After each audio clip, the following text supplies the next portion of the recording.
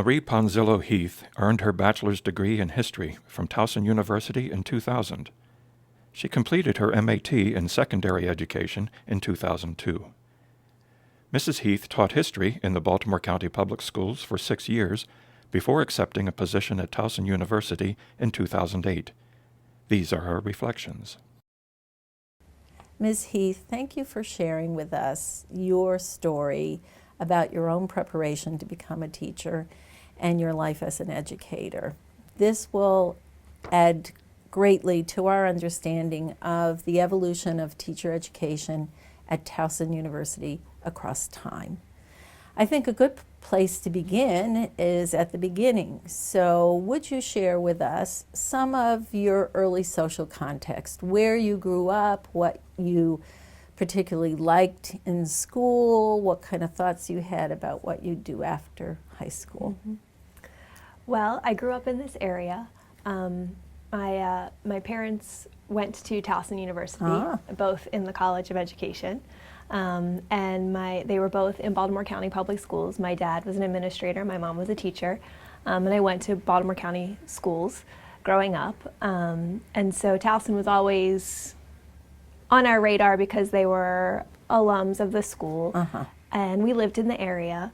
And so I always in school loved history. I loved it at home and I loved it in school. My dad was a history teacher before he was an administrator, and so we would, have conversations at dinner where I would say, "Could you tell us again how World War I started, how all those alliances fell out?" And he would go into his library and bring out a book, and we would sit there, and that would be. So I loved history from a young age, and I also always loved performing. And so I in a perfect world, I would have a voice that I could sing, and I always wanted to be a singer. And but that's not actually a reality for my actual natural talents. So, and I also always liked. I'm the oldest sister, and I always liked being a helper too. And my parents always said, Marie, I think you should look into teaching. And I said, I don't want to do that. That's what you guys do. I'm not interested in becoming a teacher. And my mom said, you have a lot of qualities of someone who would make a good educator. And I felt like that was not ever something that was on my radar, because that was what my parents did. And I certainly, what child wants to do what their parents do when they're a teenager. So, so as I was growing up, I wasn't quite sure what I was going to do, but it made sense when I went to college that I studied history just because I loved it so much. Yes. So that was the reason I did it, is because I loved it. And you came to Towson. I did. But not really at that point for teacher prep. Right. I came to Towson because I had a full scholarship here. And it paid for me to live on campus, and it paid for me to go to classes. And the vice president at the time was Joanne Glasser, and she was really instrumental in encouraging me to come and to accept the scholarship. And she was just always very personable when I was on campus, and she would always say hello. And I lived in my senior year in the Berkshire apartments. Sure. Yes. And I think that she lived there because I would see her on the elevators, and and so I just had a personal connection to the school, not just through my parents, but because the people at the school were personal and personable with me. And so that influenced my decision to come here. Of course. And I had a really nice experience. And was that a scholarship because of academic excellence? Yes, it was an academic scholarship. That's great. Yeah, so. Wonderful. So here you are at Towson. We hope having a good time, learning a whole bunch, and suddenly it's senior year. And what were you thinking about in terms of after the bachelor's degree? Right. So the question that everyone always asks, right? Your senior year, you hate it. So what are you gonna do? So and I brought when I was an undergraduate at Towson, I was the mascot. So I brought my jersey. Each season, the Tiger wore a different jersey to match the team. So this was my lacrosse jersey. So I didn't know, but I thought I would bring that. And my mom, it was funny when I told them that I had tried out and become the mascot. My mom said, you know, Marie, you're not going to college to become a mascot, are you? This isn't something you're going to turn into a career, right? And I said, oh, no.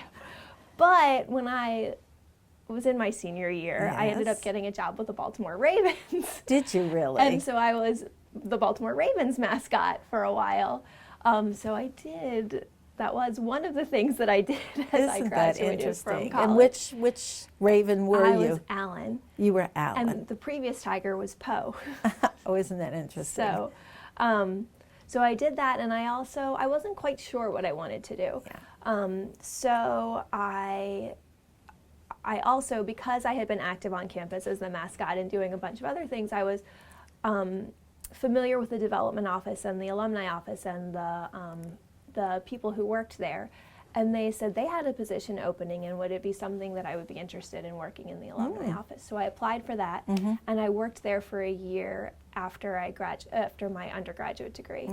And in fact, when I interviewed with them, because they knew me as a student, and they said, well, were you at what point thinking about becoming a teacher? And I said, I am, and I'm not totally sure. And in fact, I had talked with Dr. Vokey my senior year and said, I think maybe I kind of might, even though I don't really know, maybe want to become a teacher. Could you tell me more about it? And so he sort of explained if I were going to get a post-bac, if I were to do the MAT program, kind of what that would look like. And so that year after college, I worked in the alumni office, and it was a lot of fun. And we worked with, the class of 1920 and the class of 1930, who were all women who had become teachers. And I tutored students in math, actually. So I was working with kids, and it was a fun job working in the alumni office. You traveled all over and you talked to people who loved the institution. And I really enjoyed it, but I felt like there was something more that I wanted to do that wasn't quite being captured in this job that I really liked, but it wasn't quite everything, which is when I went back and applied to the MAT program and entered that to become a teacher. So, and that was the 1-year program plus summers, something like that? Yep. So it started in May of, I guess, 2001, and you went through the summer of 2001, the school year of 2001 to 2002, and graduated in May of 2002 with a master's and a teaching certificate. Okay, so that you went after a teaching certificate at the secondary level in history, social studies. Yep. Can you tell us a little bit about that experience? That must have been a very intensive experience if you were trying to do all of those education requirements in essentially 1 year. It was. It definitely was. And I know I was still not 100% even sure that education was what I wanted to do. I think it's one of those things where you have to kind of live it a little bit and then realize that, oh, this was it. And that's when I had my first class. The very, very first education class was with Gloria Newbert and Jim Binko, and they co-taught it. So it was really a morning and an afternoon class, and they sort of taught them both together.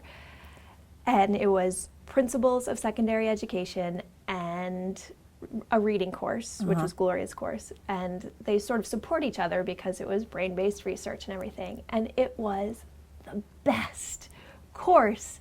And hearing Dr. Binko talk about what it was to be a teacher, and hearing him say, teaching is an art, and it is it's something that you perfect your whole life, and that you are learning your whole life, and it's this incredible profession. And I was in class, and I was like, I did the right thing. I was like, he's speaking to me. This is what I want to do.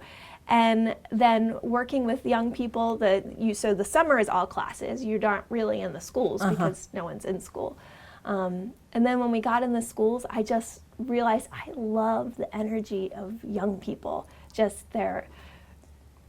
So you went love into teenagers. You went into schools that fall semester before you student taught. Right. So it's like a 2-day-a-week internship kind of. I see.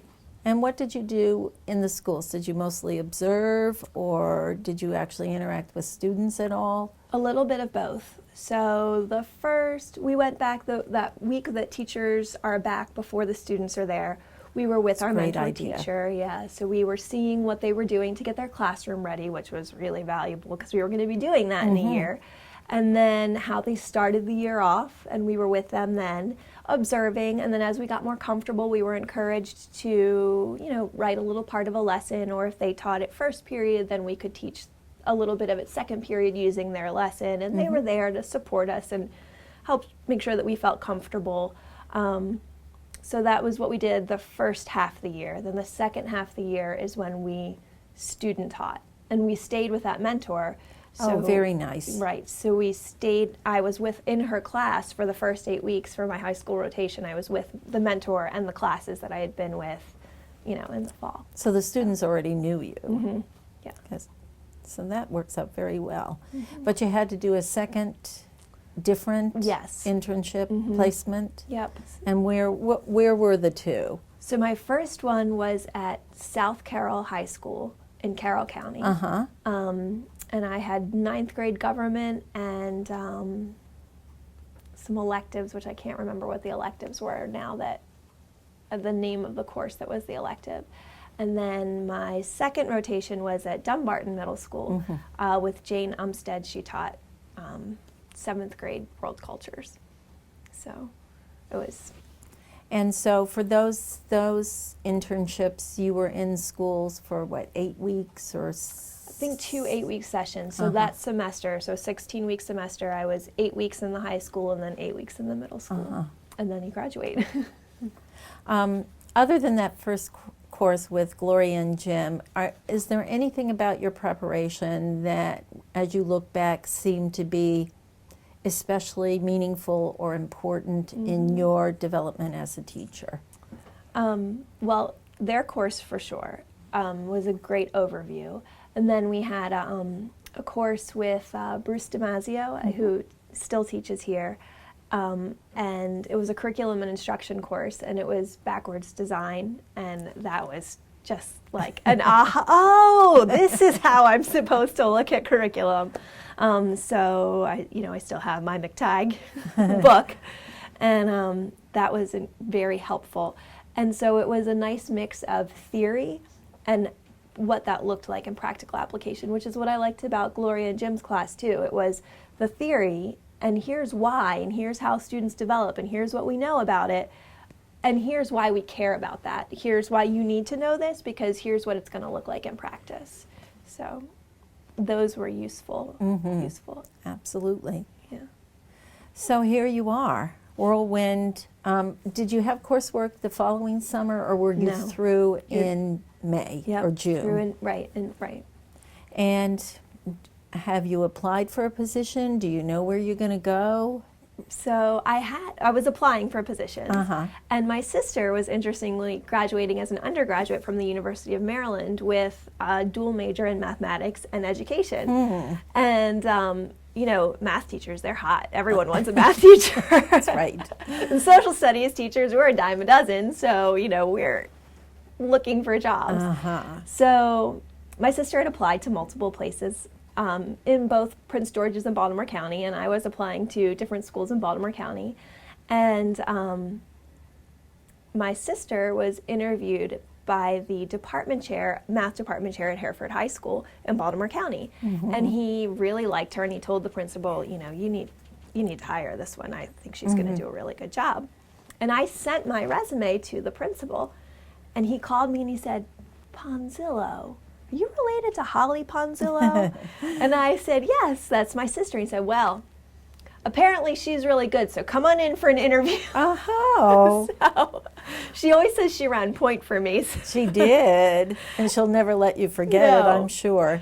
So I interviewed with the principal, and at the time she still hadn't decided where she wanted to teach. She was, Hereford is a pretty rural school, and she had student taught in much more sort of urban, suburban schools in Prince George's County, and she really liked that dynamic mix of students. She wasn't sure if that's where she felt comfortable. So she hadn't said yes to Hereford at that point. And the principal interviewed me, and he said, "This great, the job is yours if you want it. Wow. My question is, if your sister accepts this position, will you, the two of you be okay working together?" And I said, "Yeah, I think that would be great. I would love to work with my sister." So I accepted the position on the spot. Immediately. I thought, this is great. It's a nice place, and it's a job, and I'm really looking forward to it.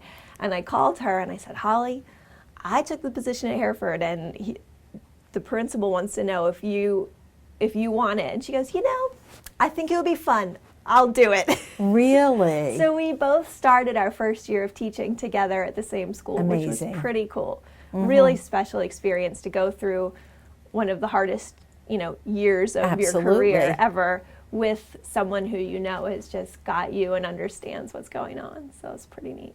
Well, and I'm sure they thought that was a special prize to get both of you. Two for the price of one. Really, really.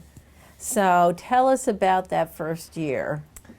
So the first year of teaching is overwhelming, but I was very lucky to have had excellent mentors before I started teaching.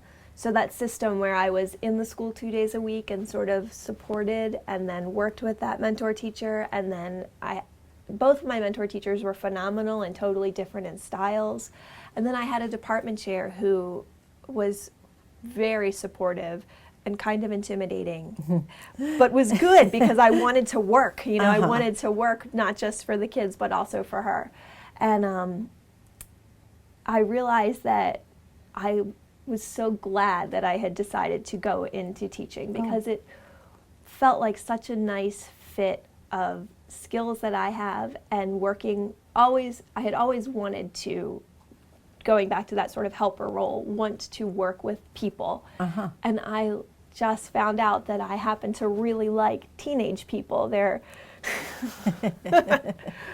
can make you want to pull your hair out, but they're just very hopeful and very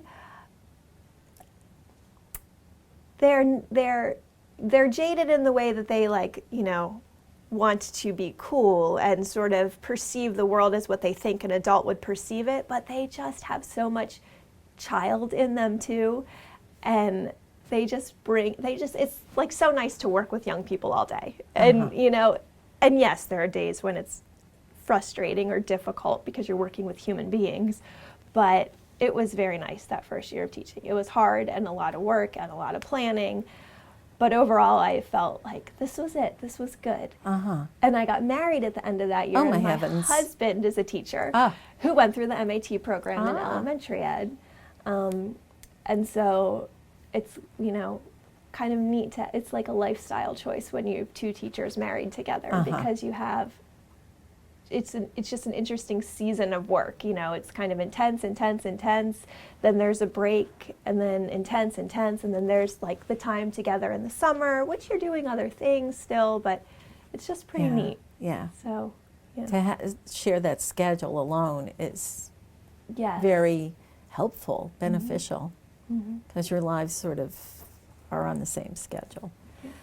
And as time went by, did you take on any administrative responsibilities? So I did. I started picking up, I was mentoring, then my department chair had me mentoring new teachers coming into the school, and also the social studies, the Office of Social Studies had me mentoring new teachers coming in throughout the school system in sort of, I won't say, I didn't have the title of mentor, but I would partner with new world history teachers, because that's what I taught across the school system, and then they would provide substitutes for that person to come to my classroom or for me to go to that person's classroom.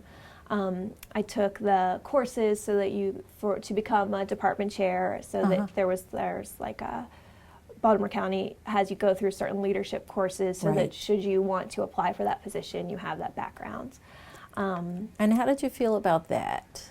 I thought that would probably be something that I would be interested in doing. except that the certain subjects, the department chair has more administrative responsibility and less teaching responsibility. And I didn't want to be in a place where I was not teaching. So I liked the idea of the leadership responsibility and working with other teachers, and the idea that I could still affect students by helping teachers. But I didn't want to be in a position where I was not teaching, because I really have a passion for my content and for the kids. So I think I would miss that. I thought I would miss that if I were fully in an administrative role. Right. So, yeah.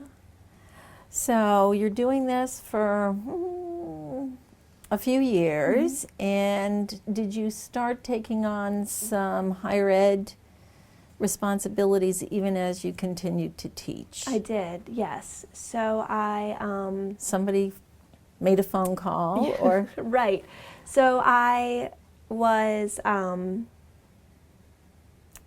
writing curriculum in Baltimore County, and then in Baltimore County, Betsy Neville was still, she is now the special ed department chair here. She was over in Baltimore County at the time, and she was running a class through TLN, the Towson Learning Network, where she wanted to design a curriculum for differentiated instruction. And it would the first class would be run by her, and she invited the students. So we would be designing the curriculum with her. And then we would go out and teach the course for TLN within the schools. So she said, actually it wasn't Betsy, I didn't know Betsy, it was Liz Berquist. Oh, sure. So she knew Betsy and she knew me, and she said, Betsy, we should ask Marie if she wants to do this. So that's how I ended up helping design the curriculum, and then I started adjuncting for Towson, because since I helped design it, then part of the process was that you taught it the next semester. Absolutely. So that's what happened there. Yeah. And you did that for a little while? A couple of years. I adjuncted.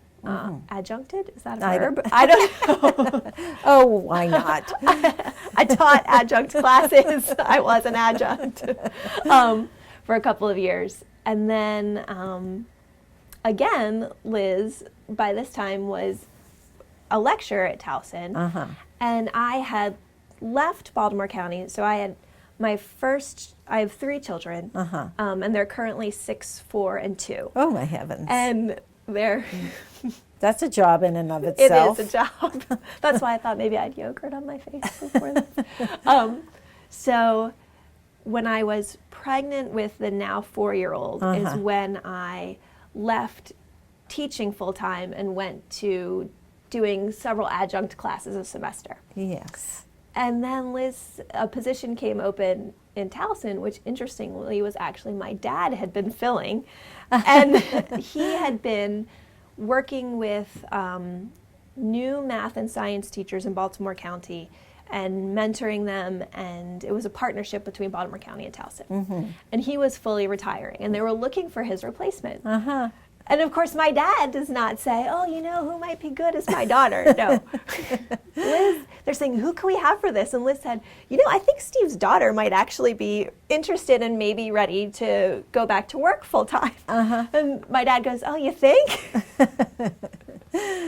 So they said, hey, would you like to apply for this position? So I put my resume in, and I interviewed with Jeff Kenton and Judy, Reber.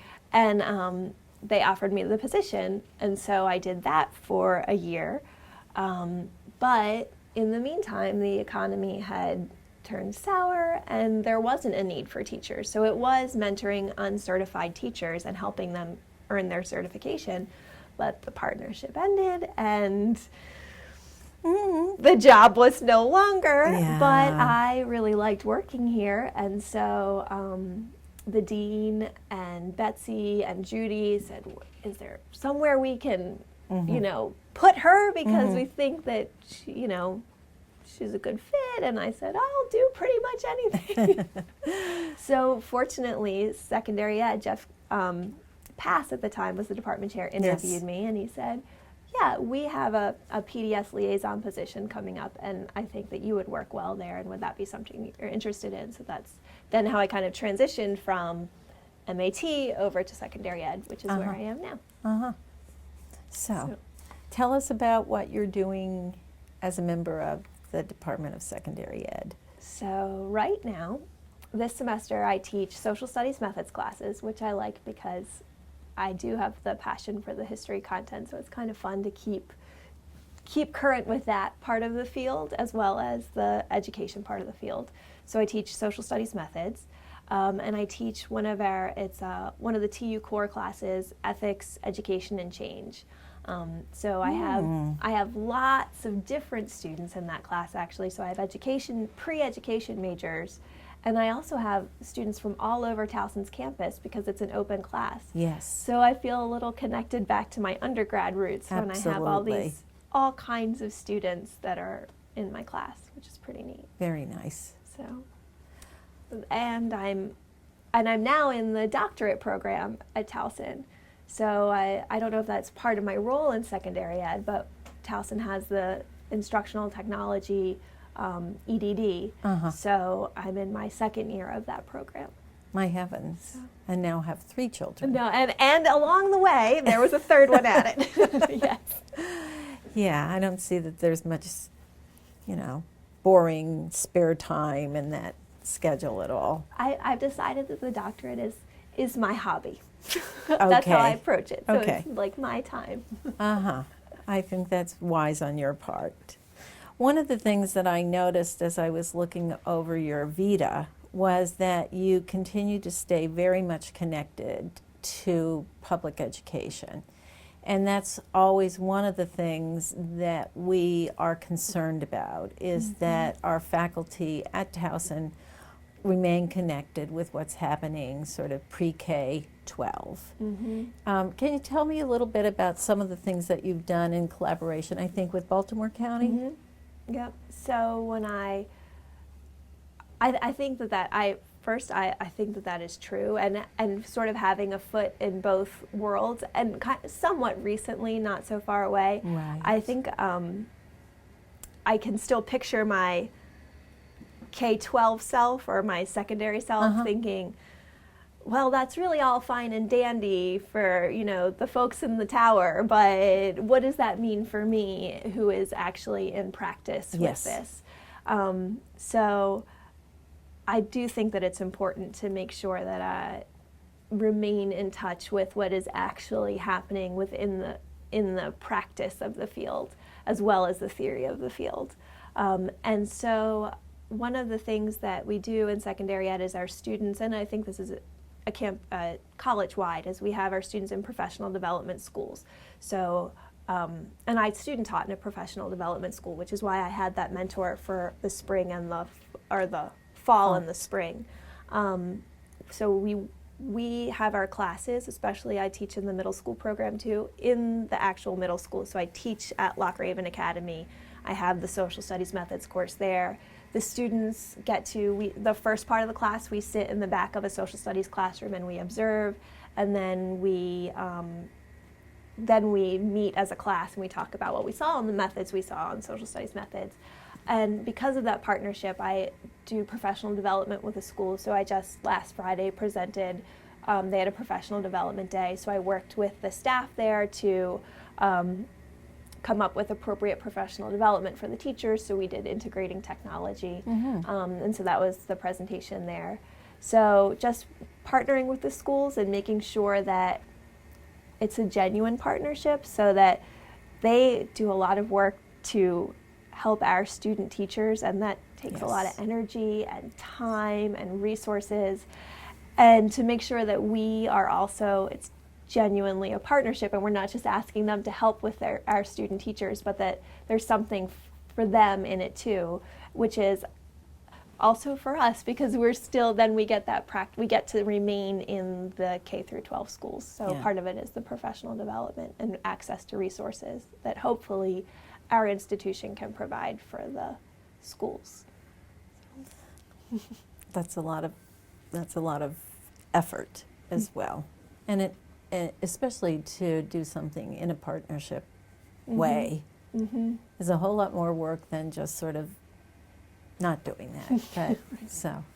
But sounds like you feel that that's not only appropriate, but something that definitely should happen.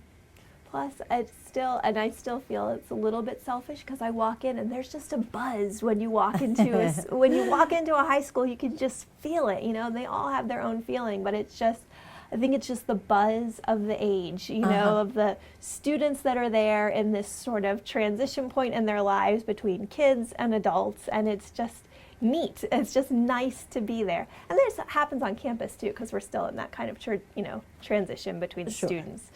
It's just different when you're in high school. It's just a neat feeling. Absolutely. So, yeah. Marie, what have we forgotten? Were there things that you wanted to talk about that come to mind? No, but I will say that Towson for me has been just great, professionally and personally. I mean, it's been a wonderful institution for me, and I hope that I can serve and give back to it too by just working here and presenting the face of the university in a positive way. And I'm thankful that you asked me to do this, because I hope that this can be one of those ways to just memorialize how helpful and wonderful it's been for me. Well, I'm thankful that I asked you to do this too, because this has been a wonderful conversation. Our last question is always the same, and that's, given your numbers of years in secondary ed, what would you say, what wisdom would you share to individuals who are considering teaching as a career? Well, fortunately I get to work with people who are considering teaching as a career, and I tell them it is the best job if you love kids, and for secondary you also love your content. So if you genuinely like humans and you like kids and you genuinely like whatever that content is that's driving you, that you want to teach, so for me it was social studies, you will love this job. It will be tiring on certain days and hard, and it's unique, but it's really wonderful if you can say yes to those two things. So that's what I tell people who want to be teachers. Absolutely. Well, and that's good for them to hear. And those are two very important ifs. Indeed. Yeah. Well, thank you so much for spending some time with us and sharing your own autobiography in terms of your career.